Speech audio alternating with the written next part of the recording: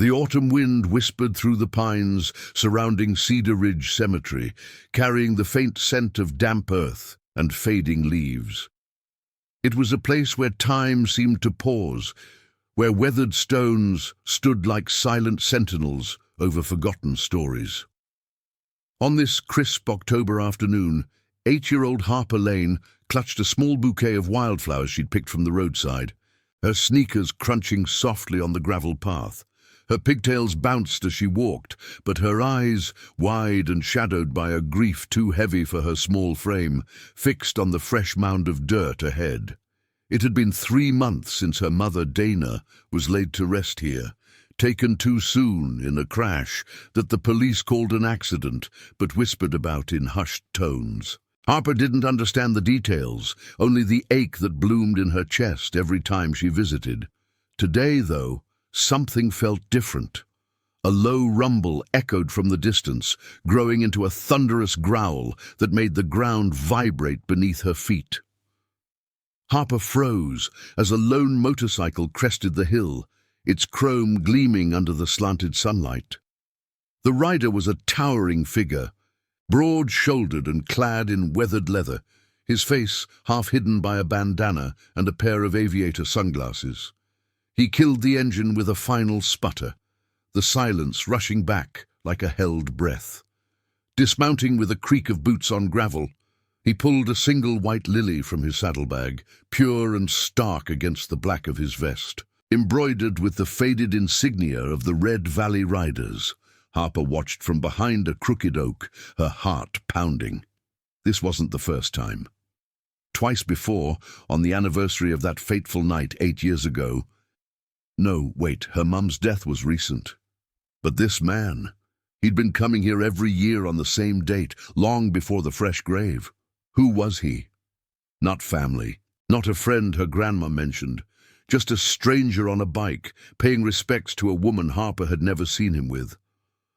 The man, Elias Knox Rourke, though Harper didn't know his name yet, stood motionless before the headstone, his gloved hands clasped in front. The wind tugged at his greying hair, streaked from years under the sun and scarred by roads less travelled. At 41, Knox carried the weight of the Red Valley Riders on his back, a club of rough-edged men bound by codes older than the highways they rode. They were mechanics, haulers, guardians of the forgotten stretches between towns, loyal to a fault, but Knox was the quiet one, the enforcer who spoke with actions, not words. His visits here were his secret, a ritual born from a debt he could never repay. The lily trembled in his grip as he knelt, placing it gently at the base of the stone, etched with Dana Lane's name. "Another year," he murmured to the wind, his voice gravelly, laced with regret. "I keep my word, Dana. Always." Harper's curiosity overpowered her shyness. She stepped out from the tree, her flowers wilting slightly in her fist. The biker, Knox, didn't hear her at first, lost in whatever ghosts haunted him. But when her small voice cut through the quiet, he turned sharply, his sunglasses slipping down to reveal eyes like storm clouds, etched with lines of old pain. "Mister," Harper said, tilting her head, "why do you come here every year? You're not family. Grandma says only family visits graves like this." Knox's breath caught. A rare crack in his armored facade. He removed his sunglasses fully, folding them into his vest pocket, and studied the girl. She had Dana's eyes, clear, unyielding, the kind that saw through lies. For a moment the cemetery faded, the rustle of leaves, the distant call of a crow, all blurred as memories flooded back. 8 years ago, Knox had been a different man, or trying to be. Fresh out of a stint in the service, he'd taken up as a mechanic in a dusty garage on the edge of Red Valley, fixing rigs for anyone with cash. But the wrong crowd found him, a local kingpin named Harlan Voss, who ran shipments that skirted the law, smuggled goods, debts collected in shadows. Knox told himself it was just work, just survival. One night, Voss's crew rolled in with a beat-up sedan, bullet holes pocking the fender, tires screaming for repair. "Fix it quick," Voss had growled, his breath reeking of cheap whiskey. "We got heat on our tail." Knox had worked through the night, hands black with grease, the acrid smell of oil and gunpowder thick in the air. He didn't ask questions, never did back then. By dawn, the car purred like new, and Voss's men peeled out into the fog-shrouded roads, evading the sirens that wailed in pursuit. What Knox learned later, pieced from radio reports and bar whispers, shattered him. The chase ended in a fiery wreck on a rain-slick curve. Dana Lane, a young nurse driving home from a late shift, had been caught in the crossfire. A wrong turn, a panicked swerve. Her car spun out, plummeting into the ravine below. Voss walked away unscathed, his operation intact, while Dana's life ended in twisted metal and silence. Knox never pulled a trigger, never laid a hand on her, but he'd oiled the wheels that led to her grave. Guilt had rooted deep, twisting like the vines over the cemetery fence. Now, facing Harper, Knox swallowed hard, the taste of dust in his mouth. He knelt to her level, the leather of his knees creaking against the soil, close enough for her to smell the faint leather polish and road-worn exhaust on him. "What's your name, kid?" he asked softly, his voice steady despite the storm inside. "Harper," she replied, unfazed by his sighs. "This is my mum's grave. Dana. You knew her?" Knox nodded slowly, the white lily catching a ray of sun, glowing like a fragile beacon. "Yeah, in a way. I come here because I owe her. More than words can fix." He paused, the weight of unspoken truths pressing on his chest. The club brothers would call him soft for this, but secrets had a way of cracking open at the worst or best times. Harper's question hung between them, innocent yet piercing, and in that moment, Knox felt the first thread of a promise unraveling, not just to Dana, but to this girl who carried her echo. As the sun dipped lower, casting long shadows over the stones, Knox glanced toward the cemetery gate. His bike waited, a faithful steed, but riding away felt impossible now. Harper's gaze held him, demanding more than silence. Little did he know, this encounter would ripple through the Red Valley riders like a shockwave, forcing old wounds to the surface and binding fates in ways none could foresee.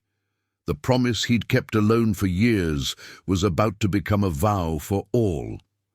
Harper tilted her head, her small fingers twisting the stems of her wildflowers until petals drifted like confetti onto the grave. The air between them thickened, heavy with the scent of turned soil and the faint metallic tang of Knox's bike cooling in the distance. His knees pressed into the damp earth, grounding him as if the ground itself might swallow his words before they escaped. He'd rehearsed this moment 1,000 times in his mind, alone on long rides, the highway blurring into a ribbon of regret. But never like this, never to the living echo of the woman he'd failed. "I owe her because, a long time ago, I made a choice that hurt people," Knox said, his voice low, like the rumble of thunder retreating. He glanced at the headstone, the carved letters of Dana Lane catching the fading light. Beloved daughter, devoted mother, gone too soon at 29. 8 years. It felt like yesterday and a lifetime, the kind that etched lines into a man's soul. Harper was just a baby then, swaddled in a crib while the world outside shattered. Knox had pieced it together later from newspaper clippings yellowed with time and whispers in the garage that employed him. Dana, driving home from her nursing shift at the local clinic, her headlights cutting through the midnight rain. The sedan, the one he'd rebuilt with his own calloused hands, barreling through the intersection, pursued by flashing lights and the wail of sirens. A swerve, a collision, the screech of tires on wet asphalt giving way to silence. Dana's car had flipped, tumbling into the underbrush, while the fugitives vanished into the night. Harper's eyes, So like her mother's, sharp and searching, narrowed slightly. She wasn't afraid. Curiosity burned brighter in her than any child's wariness. What choice? Did you know my mum? Like from before? Knox hesitated, the leather of his gloves creaking as he flexed his fingers. The cemetery was emptying now, distant figures retreating like shadows, leaving only the two of them and the wind sifting through the pines. He could lie, mount his bike, and ride back to the Red Valley Riders clubhouse where the fire pit crackled and brothers shared nods instead of stories. But something in Harper's steady gaze pinned him, a reminder that promises weren't just kept in silence. I didn't know her, not really, but I knew the man who caused this. He swallowed, the words tasting like ash. His name was Harlan Voss, ran with a rough crowd, the kind that drags good people down. One night his crew brought me a car, shot up, smoking, said it needed fixing fast. I was young, stupid, thought it was just a job. By morning it was gone, and so was she. The girl's breath hitched, a small sound lost in the rustle of leaves. She dropped her bouquet, the colors vivid against the grey stone. You fixed the car, the one that hit her. Her voice trembled, not with accusation, but with the raw edge of understanding too soon for her years. Knox nodded, the motion heavy. Yeah, I didn't know what they were running from, or to, but when I heard about the crash, about Dana, it hit me like a freight train. She was just going home, kid, to you. He reached out, then stopped, his hand hovering before dropping back to his side. The white lily lay between them, its petals unmarred, a fragile symbol of what he'd tried to preserve in memory. For 8 years he'd come here on this date, the anniversary of that rainy night, leaving the flower as a silent apology. And more, he'd watched from afar, ensuring Voss's shadows never crept toward Harper or her grandmother Judith. A quiet vigilance, paid in favors called in from the club, eyes on the streets, warnings whispered in dark alleys. The Red Valley Riders didn't ask why. Loyalty didn't need explanations. Harper stepped closer, her sneakers scuffing the dirt. Grandma says the police never caught the bad guys, that Mommy's accident was unsolved. She used the word carefully, like something borrowed from adult conversations overheard through thin walls. Were you bad too? The question landed like a punch to the gut, stealing Knox's air. He looked away, toward the horizon, where the sun bled orange into the sky, painting the pines in fire. Bad. He'd wrestled that label in the mirror every dawn since. Trading grease for guardianship, the club's patch a shield against the void inside. I was part of it, Harper. I helped the man who did this get away. Didn't pull the wheel or light the fuse, but my hands. They turned the key. His voice cracked, the first fracture in the wall he'd built. That broke me. Still does. This grave. It's the only place I can say sorry without the world yelling back. Tears welled in Harper's eyes, spilling over as she knelt beside him, her small hand brushing the lily. The touch was tentative, a bridge across the chasm of years. Do you think Mommy hears you? Knox's throat tightened. I hope so. And if she does, maybe she knows I try to make it right, every day. He stood slowly, joints protesting like old chains, offering her a hand up. She took it, her palm warm and trusting against his rough glove. Together they lingered a moment longer, the cemetery wrapping around them like a confessional. As they turned toward the gate, a figure approached from the gravel path, an older woman, silver hair pulled into a practical bun, her coat buttoned against the chill. Judith Lane, 63 and fierce as the desert wind, carried a thermos of tea and a weary resolve. She'd raised Harper these 8 years, piecing together a life from fragments, her own grief, a quiet fire that never dimmed. Spotting them, she quickened her pace, eyes narrowing at the biker. Harper, who's this? The girl looked up, wiping her cheeks. Grandma, it's the man who comes every year. He told me about Mommy. Judith froze. her face paling as recognition dawned. The lines around her mouth deepened, memories surfacing like ghosts from the fog. She'd seen Knox before, from afar. The lone rider at the grave, never lingering, never speaking. Hatred had simmered in her then, blaming this stranger for the shadows that haunted her family. But now, close up, with Harper's hand in his, something shifted. "You," she whispered, voice edged with steel. "Why now, after all this time?" Knox met her gaze, unflinching. "Because the truth's been waiting long enough, and this girl's owed it." The sun slipped below the trees, casting the trio in twilight's embrace. What began as a solitary ritual was fracturing, pulling threads toward the Red Valley Rider's fold. Knox felt the pull, the old promise evolving, not just his burden, but a call to the brothers who'd stand with him.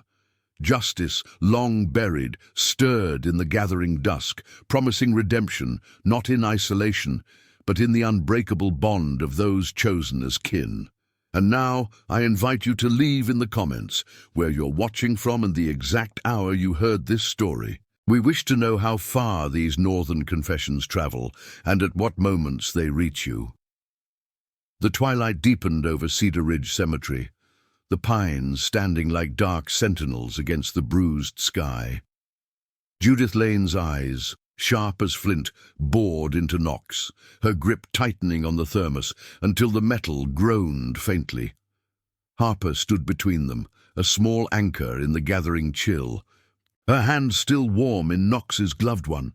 The air carried the earthy bite of impending rain, mingling with the faint exhaust lingering from his bike. Knox felt the weight of 3 pairs of eyes, Judith's accusatory, Harper's curious, and his own reflecting back the ghosts he'd buried here for years. "You think words fix this?" Judith's voice cut through the quiet, laced with the bitterness of 8 years' vigil. She'd pieced together fragments of that night from police reports that went cold too fast, from neighbors' whispers about a chase that claimed her daughter. Dana, vibrant and kind, reduced to a name on stone because some shadows slipped away on fixed wheels. Judith had raised Harper alone, shielding her from the uglier truths, telling stories of Dana's laughter instead of the screech of metal.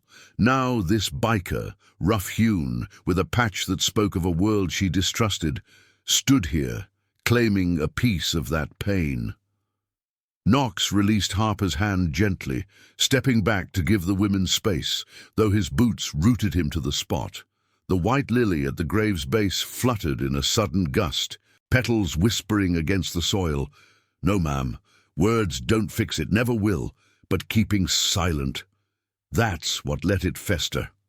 He pulled a faded photo from his vest pocket, creased and worn, Dana's face smiling from a newspaper clipping, her nurse's scrubs crisp under clinic lights.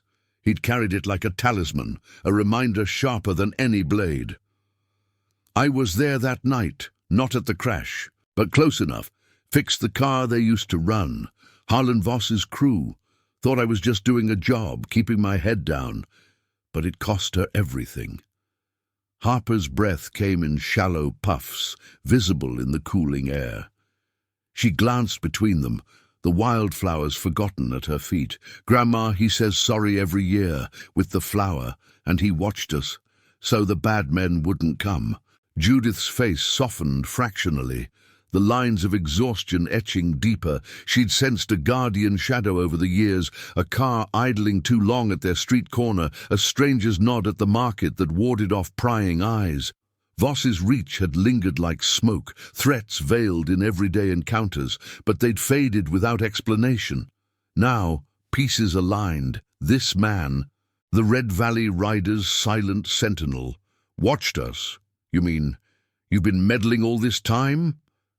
Her tone wavered between gratitude and fury, the thermos trembling in her grasp.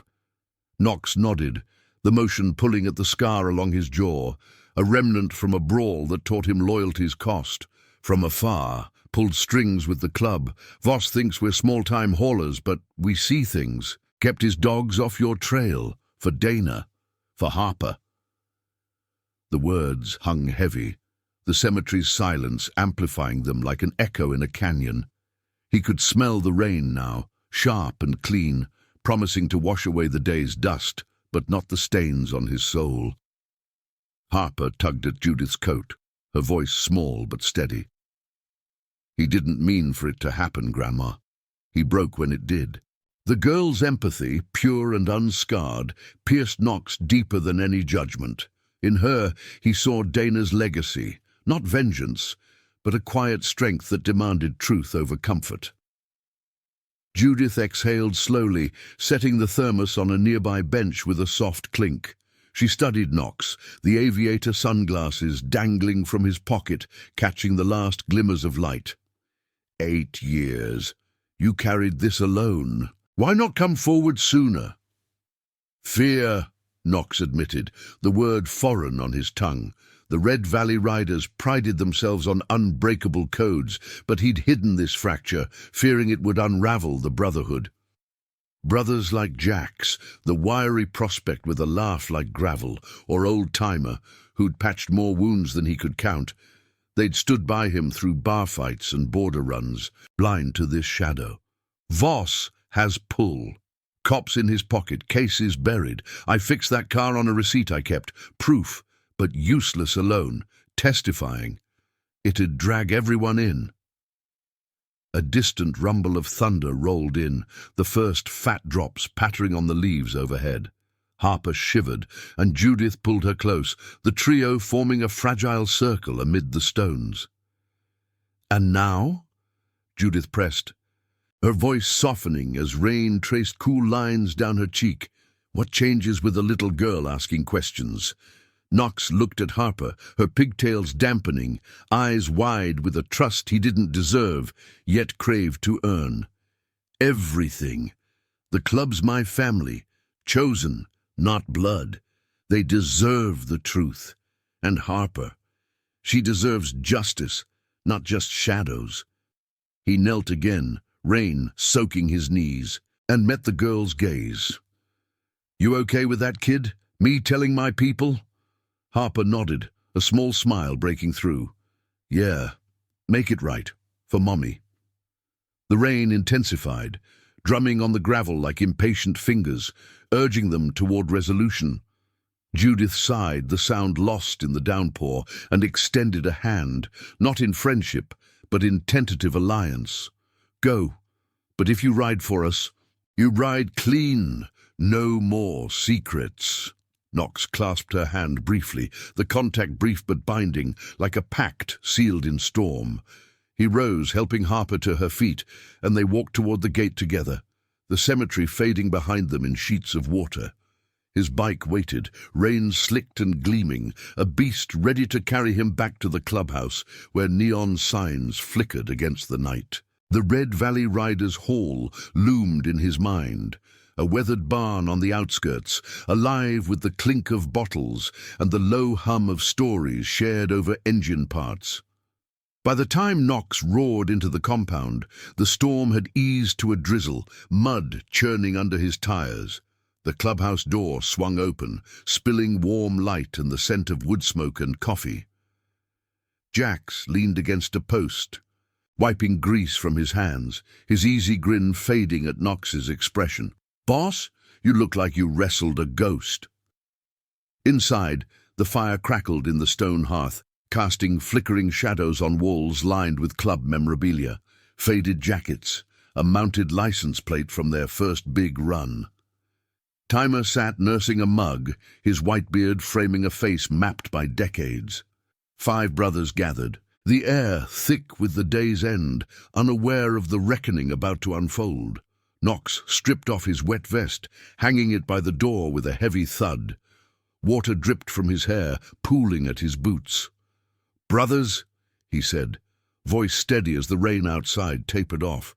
"Got a story, one that's been riding shotgun with me too long. Involves a grave, a kid, and a debt we might all pay." Jax straightened, the others leaning in. The fire's pop the only sound. Knox pulled the photo and the crumpled receipt from his pocket. Yellowed paper, stamped with his old garage logo, dated to that cursed night. 8 years back, I fixed a ride for Harlan Voss. Didn't know it till later, but that car led to a crash. Took a woman's life. Dana Lane. Left a girl without a mom. Murmurs rippled. Timer's eyes narrowing. Voss, that snake. Why keep it buried, Knox? Because it was mine to carry, Knox replied, the firelight dancing on the scar along his jaw. But tonight, her daughter asked why I leave a lily every year. Couldn't lie. And her grandma. She knows now, they need us, not for revenge, for truth. That receipt links Voss direct. We testify, we reopen it. Together. The room stilled, the weight of his words settling like the storm's aftermath. Jax cracked his knuckles, a spark of fire in his eyes. Club's got your back. Always. We ride for the forgotten. This girl's one of us now. Timer nodded slowly, raising his mug. To promises kept, and new ones made. Outside, the moon broke through clouds, silvering the puddles. Knox felt the fracture mend, not seamlessly but strong, forged in the heat of loyalty. The Red Valley riders stirred, engines humming in the distance, ready to chase justice through the night. But as Knox stared into the flames, doubt flickered. Voss wouldn't go quiet. Shadows had a way of striking back, and this vow would test them all. Harper's face lingered in his mind, a beacon pulling him forward. Into the unknown ride ahead. The fire in the clubhouse hearth snapped like brittle bones, casting erratic shadows across the scarred wooden table where the Red Valley riders gathered. Rain pattered against the tin roof, a steady rhythm that mirrored the pulse of resolve quickening in the room.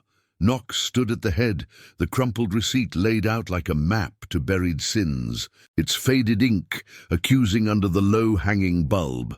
Jax paced the edge of the circle, his boots thudding softly on the plank floor, while Timer leaned forward, elbows on knees, his calloused fingers tracing the photo of Dana Lane as if committing her face to memory. The air hung thick with the aroma of damp leather, black coffee brewing in the corner, and the faint, acrid bite of engine oil that clung to every man like a second skin. "Testifying ain't a Sunday ride," Jack said, breaking the hush, his voice rough as gravel under tires. He stopped, crossing his arms over his club patch, a crimson valley etched in thread, symbol of the land they claimed and the oaths they swore. Voss has eyes everywhere, cops, judges, even some of the truckers we haul for. We poke this bear, it bites back, hard. Knox met his gaze, the firelight hollowing his cheeks, accentuating the scar that pulled at his jaw like a perpetual grimace. 8 years of silence had armored him, but sharing the weight tonight cracked that shell, letting in the chill of vulnerability. He could still feel Harper's small hand in his, trusting and warm against the rain, and Judith's tentative clasp, a bridge he'd never expected. "I know the risks. Been riding them solo too long, but that girl's waiting. Harper.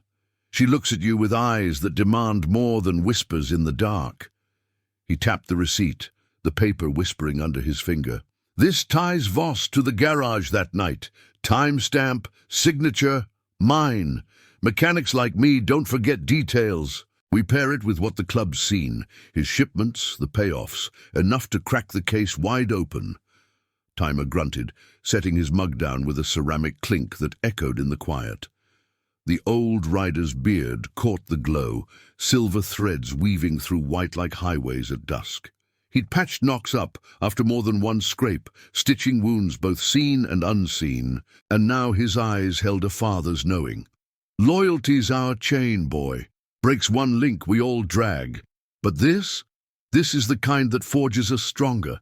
Dana Lane, she's kin now through you. We ride for her, for the kid. Quiet at first, scout the edges." The brothers nodded, a ripple of agreement passing like a shared breath. There were 7 in the core tonight. Jax, the hothead, Timer, the sage, young Rook with his quick hands and quicker doubts, and the others, Steady Hale, who handled the books, Mira, the lone woman in their ranks, a former dispatcher with an ear for secrets, and Grit, whose silence spoke volumes. They weren't outlaws in the Hollywood sense, no capers or glory, just men and women bound by the road's code, fixing what the world broke, standing for the overlooked. The clubhouse, a converted barn on the fringes of Red Valley, hummed with their energy. Tools scattered on workbenches, a half-assembled bike in the corner gleaming under fluorescent strips, posters of legendary runs peeling from the walls. Knox spread a worn map across the table, the paper crinkling like old leaves. Pins marked Voss's known haunts, a warehouse by the river, a dive bar where deals slithered in the smoke, the backroom of a trucking firm that funneled his dirty loads. We start small. Rook, you and Hale tail his next shipment tomorrow. Eyes only, no contact. Mira, dig into old logs. See if any of our hauls crossed his path back then. He paused, the rain intensifying outside, drumming like impatient fingers on the roof. And me. I go back to Judith and Harper. Get their side straight, build the story clean. Rook shifted, his lean frame tense, tattoos of coiled serpents shifting on his forearm. What if Voss gets wind? He's got a nose for trouble. Last year he leaned on that family up in Pine Hollow, threats over nothing. Kid ended up scared, silent. The room tensed, the fire popping sharply as if underscoring the warning. Knox's mind flashed to Harper's face in the cemetery twilight, tears mixing with rain, her question echoing. Do you think Mommy hears you? He clenched his fist, knuckles whitening. Then we shield them. Post watches on their street, discreet like we've done before. The club's our strength, chosen blood, thicker than the rest. It was a mantra they'd lived by, forged in late-night rides and shared losses. A brother lost to a rig crash, another to the bottle after war's ghosts. They mended with action, not pity. Mira spoke up, her voice calm amid the storm, fingers drumming a steady beat on the table's edge. She joined 3 years back, after her own redemption, leaving a desk job that choked her soul for the open road. I've got a contact in the clerk's office, unofficial, can pull the original file on Dana's crash without flags, but Knox. You sure about testifying? Voss's crew, they don't play fair. Signs of aggression, not just words. Knox's gaze drifted to the window, where moonlight fractured through the downpour. Silvering the puddles like shattered mirrors, he thought of the white lily, wilting now in the wet grave, a symbol of apologies too late. Sure as the road ahead, I broke once, won't again, this ends with truth, not more graves. The meeting stretched into the night, plans weaving like threads in a loom. Routes mapped, signals set, 2 flashes from a headlight for clear, 3 for trouble. Coffee refilled, the pot gurgling like a distant engine. By midnight, resolve solidified, the brothers clasping forearms in a circle, the fire dying to embers that mirrored their unyielding core. Knox stepped out last, the door creaking shut behind him, rain slicking his hair as he straddled his bike. The engine roared to life, a beast awakening, headlights cutting the darkness like a promise. He rode slow through the storm-swept streets, water sheeting off his leathers, the scent of wet asphalt sharp in his nostrils. Red Valley's lights blurred past, neon signs flickering in diners, the hum of a late freight train echoing his thoughts. Doubt gnawed at the edges. Voss's web was vast, spun from years of greased palms and silenced tongues. One wrong move, and Harper's world could shatter anew. But as the cemetery loomed on the hill, a dark silhouette against the clearing sky, Knox felt the pull of family, not the one he'd failed, but the one rising to mend it. Pulling up to Judith's modest home on Elm Street, a porchlight glowed like a beacon, cutting the night's veil. The house was weathered clapboard, curtains drawn against the chill, a swing creaking empty on the veranda. Knox killed the engine, the sudden quiet amplifying the drip of water from the eaves. He approached soft-footed, boots squelching in the mud, and knocked, 3 raps, deliberate. The door opened a crack, Judith's silhouette framed in the warm spill of lamplight. Her eyes, red-rimmed from worry or tears, softened at the sight of him. "You already." "Couldn't wait," Knox said, voice low. "The club's in, but I need your trust. Harper's asleep?" Judith nodded, stepping aside to let him in. The house smelled of chamomile tea and fresh linen, a sanctuary pieced from resilience. In the living room, photos lined the mantel. Dana laughing at a picnic, Harper as a toddler with chubby cheeks. "She's out cold." Told her stories till her eyes drooped. "What now?" Knox removed his gloves, laying them on the side table with a soft thud. "We gather what we can. Any letters, calls after the crash, anything that smelled off?" As Judith recounted fragments, veiled warnings from strangers, a car circling too often, Knox listened, the pieces slotting like gears in a long idle machine. Outside, the rain eased to a mist, stars piercing the clouds, hinting at dawn's approach. Justice wasn't a blaze, but a slow burn, fueled by loyalty's unbreaking flame. Yet in the quiet, Knox sensed shadows stirring, Voss's reach, testing the edges of their vow. If this story's touching your heart, hit that like button below. The first light of dawn crept over Red Valley like a hesitant thief, painting the rooftops in pale gold and chasing the last wisps of mist from the valleys. Knox sat at Judith's scarred oak table, a mug of strong tea steaming between his calloused hands, the herbal scent cutting through the faint mustiness of the old house. Judith paced the linoleum floor, her slippers whispering against the worn tiles, recounting the fragments she'd guarded like fragile relics. A hang-up call 2 weeks after the crash, the voice on the line heavy with menace before it clicked dead. A bouquet of wilted roses left on the porch, unsigned, thorns pricking her fingers as she tossed them into the trash.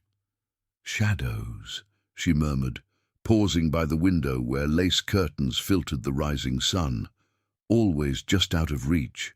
I thought it was grief playing tricks." Knox nodded, jotting notes on a napkin with a stubby pencil from his pocket, the graphite scratching softly. The receipt from 8 years ago burned in his vest, a talisman now shared, but these new threads wove a tighter net. Harper's bedroom door stood ajar down the hall, the girl's soft breathing a rhythmic anchor in the quiet. He glanced that way, the weight of her trust settling deeper. Voss doesn't forget loose ends. If he's sniffing around again, it's because something's stirring him. Maybe words leaked. Outside, birdsong pierced the air, a stark contrast to the undercurrent of tension coiling in his gut. Judith stopped pacing, leaning against the counter where a loaf of bread cooled on a wire rack, its yeasty warmth a small comfort. Her eyes, shadowed by nights of vigilance, held a flicker of steel. "You bring this to light. You drag us all in. Harper's just starting to heal. School, friends." She laughs now, Knox. "Don't take that." He set the pencil down, the napkin crumpling under his palm. The kitchen clock ticked steadily, marking seconds like miles on an odometer. "I won't. The club's setting watches. Discreet. Mira's pulling files today. Rooks on the roads by noon. We build the case quiet, hand it to someone clean. No vigilante rides." But even as he spoke, doubt gnawed. The Red Valley riders had danced on the edge of the law before, hauling for the overlooked, staring down corrupt haulers, but Voss was a viper, coiled in the underbelly of the county. One testimony could unravel everything, or light a fuse. A low rumble echoed from the street, growing into the familiar growl of engines. Knox tensed, rising to peer through the curtains. 2 bikes idled at the corner, silhouettes backlit by the sun. Jack's and Hale, their leathers dark against the morning haze. Jack's raised a gloved hand in salute, then gunned the throttle, vanishing around the bend. Reinforcements, without fanfare. Judith exhaled, her shoulders easing a fraction. "Your family," she said, the word tentative, testing its fit. "Yeah," Knox replied, voice gravelly from the night's scant sleep. "Chosen. Like yours." He gathered the napkin, folding it into his pocket, and stepped toward the door.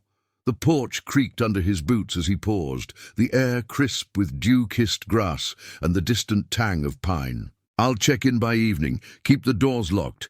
If anything feels off—" A sharp cry shattered the calm. Harper from inside, her voice muffled but urgent. Knox spun, heart slamming, bursting through the door with Judith on his heels. The girl stood in the hallway, rubbing sleep from her eyes, a stuffed bear clutched to her chest. "Grandma, I heard voices. Is the man still here?" "No fear, just confusion," her pigtails tousled from dreams. Judith scooped her up, the motion fluid from years of practice. "Just talking, sweet, about making things right." Harper's gaze found Knox, lighting with recognition. She wriggled down, padding over in her nightgown, the floor cool under bare feet. "You came back," she said, tilting her head. "Like you promised, Mommy." Knox knelt, eye level. The scent of her shampoo, simple like apples, mingling with the house's warmth. "Yeah, kid. Promises stick." He ruffled her hair gently, the touch foreign, yet grounding, then stood as the moment stretched. Dawn's light spilled through the windows, gilding the photos on the mantel, Dana's smile a silent witness. By mid-morning, Knox was back at the clubhouse. The barn's doors yawning open to reveal a hive of activity. Engines hummed in the bays, the sharp clang of wrenches on metal punctuating the air, thick with oil and sweat. Mira hunched over a laptop at the workbench, her fingers flying across keys. The screen's glow illuminating stacks of yellowed manifests. "Got something?" she called as Knox entered, wiping her brow with the back of her hand. "The crash report. Original's buried, but there's a discrepancy. The sedan described matches Voss's plate from back then, traced it to a chop shop 2 counties over. And get this, a witness statement that vanished. Nurse from Dana's clinic saw the chase start." Knox leaned in, the wooden bench rough under his elbows, coffee's bitter edge lingering on his tongue. "Pull it, every thread." Across the room, Rook tinkered with a chain drive, grease smearing his arms like war paint, while timer poured over the map, red lines snaking like veins toward Voss's warehouse. The club pulsed with purpose, a machine oiled by shared resolve, but Knox felt the tremor, eyes watching from the shadows. Jax burst through the side door, rain from an unexpected shower sluicing off his jacket, his face taut. Trouble. Hale spotted a tail on the way back. Black SUV, tinted, circling our route. Voss's make. They're probing. The room stilled, tools clattering to silence. Knox's scar pulled tight as he clenched his jaw, the fire from last night reigniting in his chest. "Double the watches. No engagements. We move tonight.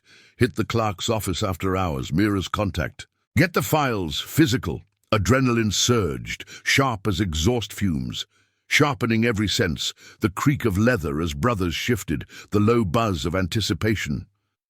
As the sun climbed higher, burning off the clouds, Knox rode solo toward the county line, the highway unspooling like a promise under his tires. Wind whipped his face, carrying the clean bite of wet earth and freedom's illusion. Harper's question echoed. "You came back," fueling him against the gathering storm. Voss's web tightened, but the riders were no flies. They were the wind that scattered silk. Yet in the rear view, a shadow flickered, a vehicle too sleek for these roads, hinting at the retaliation brewing. Justice demanded sacrifice, and Knox knew the cost was rising 1 mile at a time. The warehouse loomed on the outskirts by dusk, a hulking shadow against the fiery sky, its corrugated walls scarred by years of neglect and illicit purpose. Knox parked his bike in a thicket of scrub, the engine's dying cough swallowed by the evening's hush. Crickets chirped in erratic chorus, the air heavy with the river's muddy breath and the faint chemical tang of whatever Voss stored within. He waited, pulse steady as Jax's signal flashed, 2 headlight blinks from the ridge, clear. Slipping through the chain-link fence, Knox moved like a ghost, boots silent on the gravel, the weight of a concealed recorder pressing against his ribs. The plan was reconnaissance only, eyes and ears, no fists, but instinct prickled, the scar on his jaw throbbing in warning. Dim lights flickered from cracked windows, voices murmuring inside, low and edged with suspicion. He edged closer, peering through a rusted panel. Voss held court at a makeshift table, his frame gaunt under a threadbare suit, flanked by two heavies whose bulks strained against denim. "That biker crew's nosing around old business," Voss rasped, a cigarette dangling from thin lips, smoke curling like venom. "Rourke's name came up. Dig it. If he's stirring graves, bury him with them." Knox's blood iced, the words landing like gravel in his throat. They knew, or suspected. He backed away, heart hammering, but a twig snapped underfoot, sharp as a gunshot in the quiet. Footsteps crunched, one of the heavies rounding the corner, eyes gleaming in the twilight. Knox bolted, legs pumping, the fence rattling as he vaulted it. Engines roared to life behind him, tires spitting dirt. Jax and Rook materialized from the shadows, bikes thundering, forming a barrier of chrome and loyalty. Knox mounted up, the trio pealing out in a symphony of growls, headlights slicing the night. Bullets whined past, warnings not hits, but the chase ignited. Voss's SUV lumbering in pursuit, its grille a snarling maw. They wove through back roads, the scent of scorched rubber and fear thick in the air, branches whipping at Knox's arms. Jax whooped ahead, leading them into a narrow pass where the river gleamed black. The SUV faltered, engine straining, then veered off, lights fading into the dark. Safe for now. Back at the clubhouse, breathless and alive, Knox slammed the door, the brothers converging. "They know!" he gasped, peeling off his gloves. Timer handed him a rag, the old man's nod grim. "But we got audio." Voss's voice, clear as day, ties him to the past. The fire crackled anew, casting resolve on their faces. Harper's face flashed in Knox's mind, her trust a shield against the encroaching night. The vow deepened, pulling them toward confrontation, where redemption waited, not in silence, but in the roar of engines united. Yet as stars wheeled overhead, Knox sensed the true test looming. Voss wouldn't strike blind. The shadows hungered, and the ride had only begun. The clubhouse air hung thick with the acrid bite of gunpowder residue and cooling engines. The night's chase still thrumming in Knox's veins like an unspent thunder. He slumped against the workbench, the wood rough under his palms, as Jax replayed the recorder's tinny audio on an old boombox. Voss's rasping voice slicing through the quiet. "Bury him with them." The words looped, a venomous echo that set teeth on edge. Timer paced the perimeter, his boots scuffing the sawdust floor, while Mira transcribed notes on a battered notepad, her pen scratching like claws on metal. The fire had died to glowing coals, casting elongated shadows that danced like wary sentinels across the walls, lined with club lore, faded route maps, a dented helmet from a brother's close call. "We got him!" Jax said, slamming a fist into his palm, the impact muffled but resonant. His eyes burned with the fire of the pursued, leather creaking as he shifted, voice print, threats, ties straight to the old crash if we link it right.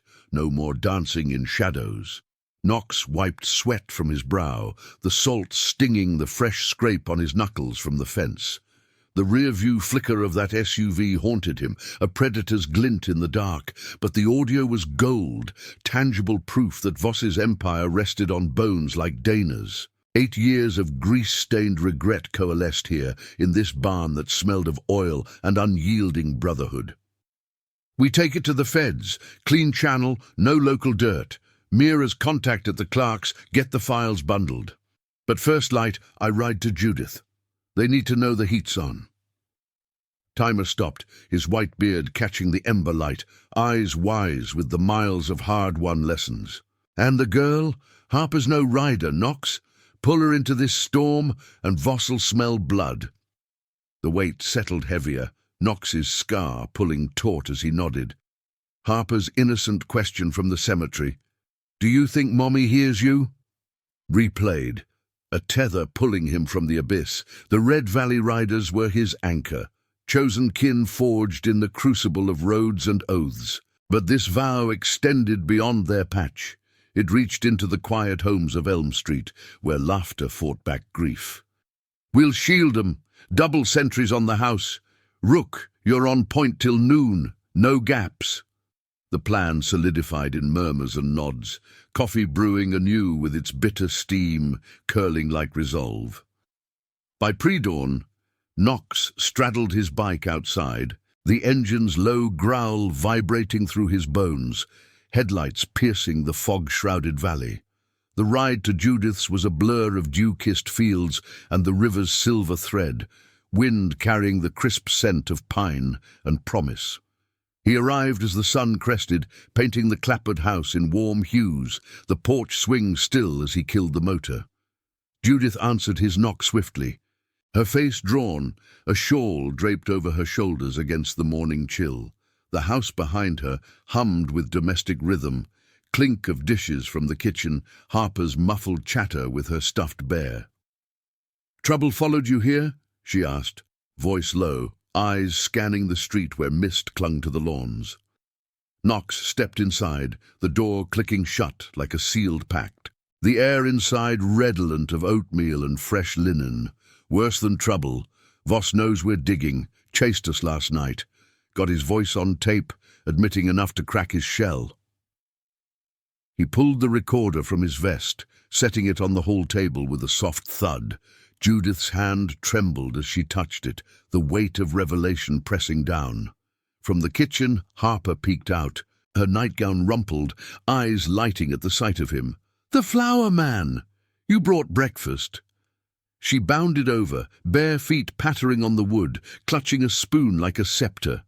Knox managed a half-smile, kneeling to her level, the scent of apples from her hair grounding him. "Not today, kid, but I brought a promise. We're making sure the bad guys can't hurt anyone else. Like what happened to your mum?" He glanced up at Judith, who nodded faintly, pulling Harper into a side hug. The girl tilted her head, curiosity undimmed. "With your club, the ones who ride loud?" "Yeah, family rides together."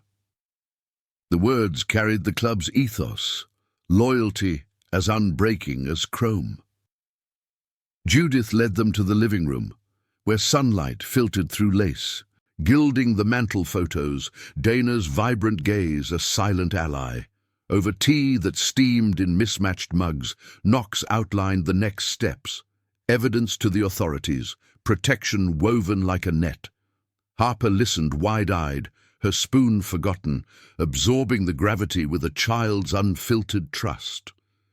As the morning unfolded, Rook arrived discreetly, parking his bike a block away and settling into a shadowed vantage with binoculars and a thermos. Knox lingered, helping Judith fortify the home. Deadbolts checked, a burner phone left on the counter for emergencies. Harper trailed him, chattering about school drawings of motorcycles, her laughter a balm against the encroaching dread. "Will you come back after?" she asked, tugging his sleeve as he prepared to leave. "Every year with the flower, and more if you'll have it." He ruffled her hair, the gesture sealing a new oath, then mounted up, the engine's roar fading into the valley's embrace. Back at the clubhouse, urgency crackled like static. Mira burst through the doors mid-afternoon, files clutched under her arm, the paper edges frayed from hasty retrieval. "It's solid. The vanished witness," pulled her statement. She saw Voss's sedan fleeing the clinic lot right before the chase. Matches the receipt timestamp. The group huddled, the map now alive with fresh pins, the air buzzing with the low hum of a generator powering Mira's laptop. But triumph soured as Hale's radio squawked, urgent, clipped, eyes on Elm, black SUV circled twice. No approach, but they're testing.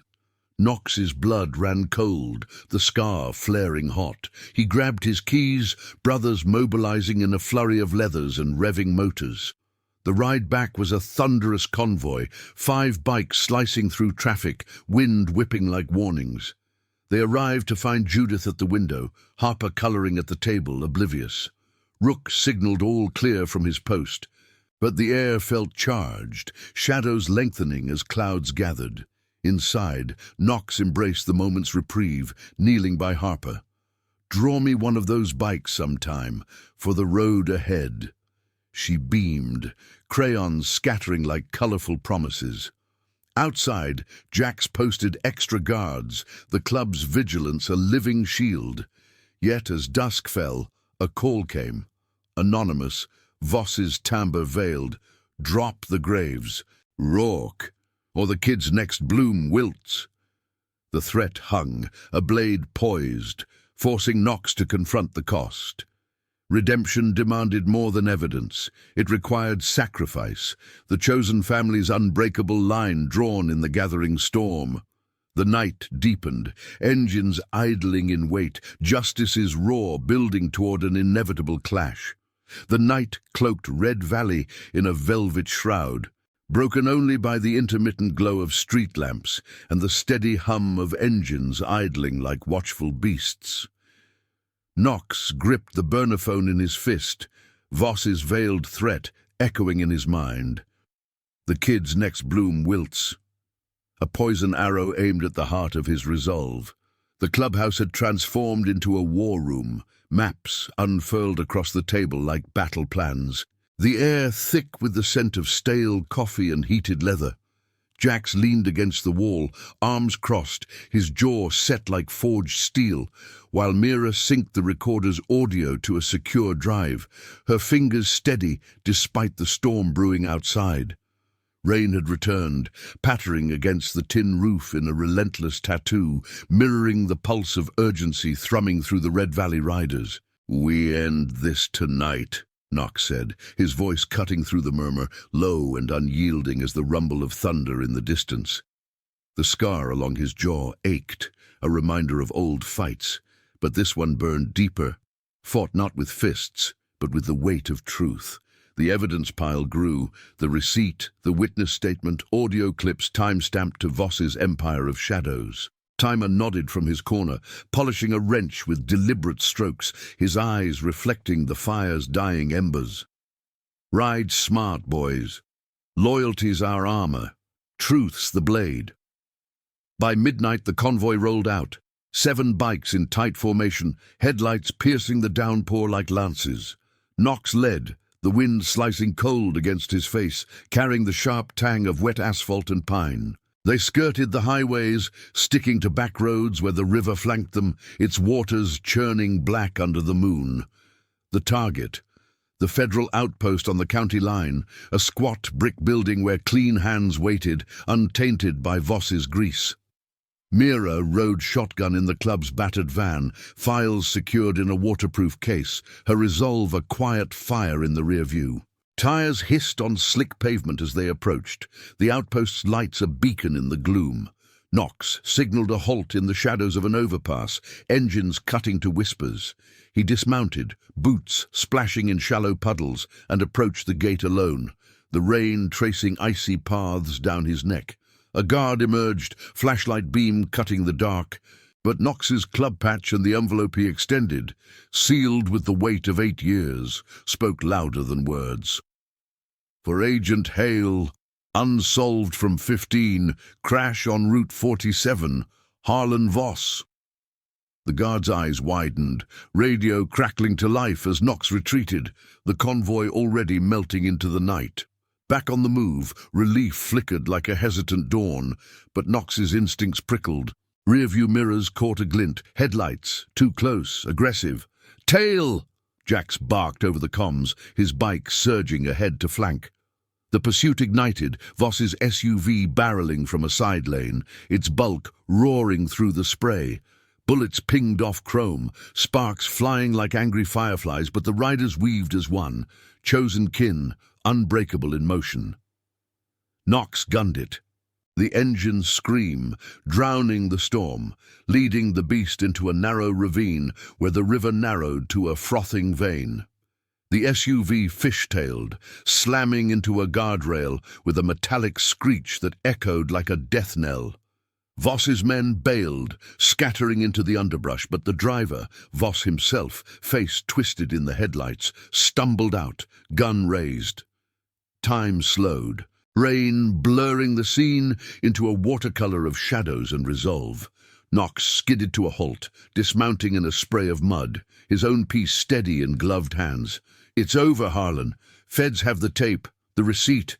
Your web's unraveling." Voss laughed, a wet, ragged sound lost in the downpour, his suit clinging like a shroud.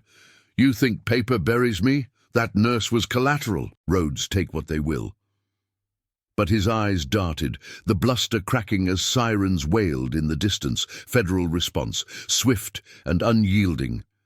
Jacks and Rook closed in, a wall of leather and loyalty, disarming the stragglers without a shot fired. Voss dropped his weapon, hands rising, the fight draining like the river's rush. Cuffs clicked, agents swarming from the tree line, the night's chaos resolving into flashing lights and barked orders. Dawn broke as Knox rode homeward, the sky streaking pink and gold, washing the valley in forgiveness's light. Exhaustion tugged at his limbs, but peace settled deep, a quiet mending of fractures long ignored. The convoy dispersed at the clubhouse, brothers clasping shoulders in silent victory. Timers nod a benediction, mirrors smile a rare bloom. Knox continued alone to Elm Street, the engines purr a lullaby against the morning's hush. Judith waited on the porch, shawl wrapped tight, her face etched with the night's vigil. Harper peeked from the door, bare in arms, eyes bright despite the hour. "Did it work? The bad men gone?" the girl asked, voice tentative as birdsong filled the air. Knox killed the engine, the sudden quiet amplifying the river's distant murmur. He knelt in the dew-kissed grass, the scent of damp earth rising like renewal. "Yeah, kid, Voss is done, the truth's out, your mum's crash reopens today, no more shadows." He pulled a fresh white lily from his saddlebag, its petals pristine, offering it to her. Harper took it, pressing it to her cheek, then hugged him fierce, small arms wrapping his neck. Judith joined them, her hand on Harper's shoulder, eyes meeting Knox's with a gratitude unspoken but profound. "You kept your word, all of you." The rider's protection had held, Rook's watch unbroken, the house a sanctuary through the storm.